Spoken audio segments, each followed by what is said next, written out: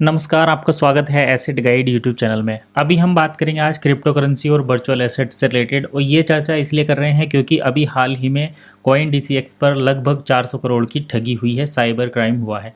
तो ऐसे में एक सवाल बनता है कि क्या क्रिप्टो करेंसी और वर्चुअल एसेट लीगल हैं या इलीगल हैं, भारत में ये मान्य है या अनियंत्रित हैं।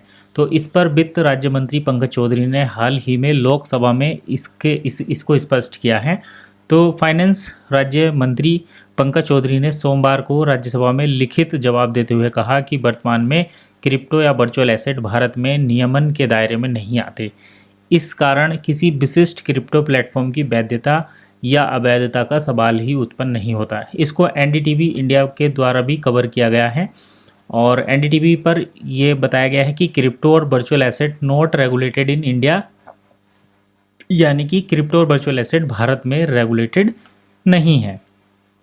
हालांकि सरकार ने एंटी मनी लॉन्ड्रिंग AML और टेरर फाइनेंसिंग को रोकने के लिए वित्तीय खुफिया इकाई FIUIND के माध्यम से वर्चुअल एसेट सर्विस प्रोवाइडर यानी कि BASPS को PMLA के अंतर्गत पंजीकृत करने की व्यवस्था की गई है। मतलब क्रिप्टो भारत में लीगल या इलीगल नहीं है, लेकिन फिर भी सरकार ने एंटी मनी लॉन्ड्रिंग और टेरर फंडिंग को रोकने के लिए कुछ खुफिया इकाई जो है पहले से बना कर रखी हैं, जो इस प्रकार के लेन देन को नियंत्रित करें।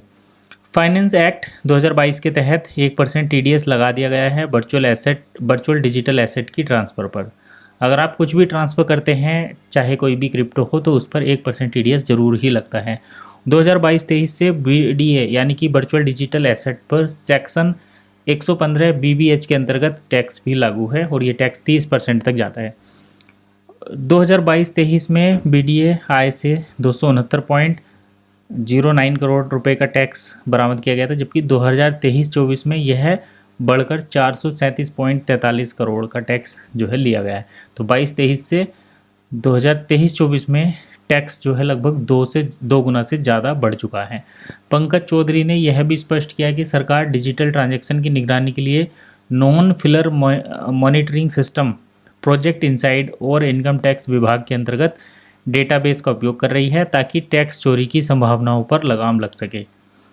BDA यानी कि वर्चुअल डिजिटल एसेट संबंधी जांचों के लिए अधिकारियों को डिजिटल फॉरेंसिक, ब्लॉकचेन विश्लेषण और डिजिटल साक्ष्य की हैंडलिंग जैसी तकनीकी कुशलताओं में प्रशिक्षित किया जा रहा है। इसमें national forensic science university Goa के साथ सहयोग भी शामिल है। संक्षेप में बात करते हैं, भले ही क्रिप्टो करेंसी अभी भारत के नियमों के दायरे में नहीं आती, लेकिन सरकार ने सूचना संग्रह, टैक्स कर्तव्यों और वित्तीय निगरानी से संबंधित जरूरी कदम उठाए हैं। अगर आपके पास इससे रिलेटेड कोई भी सवाल है तो आप हमें कमेंट करके बता सकते हैं, उसको हम नेक्स्ट वीडियो में अपडेट करेंगे, या हो सके तो आपको कमेंट में ही रिप्लाई करने की कोशिश करेंगे। फिलहाल इतना ही, नेक्स्ट वीडियो में फिर मिलेंगे, तब तक के लिए कीप वॉचिंग एसेट गाइड।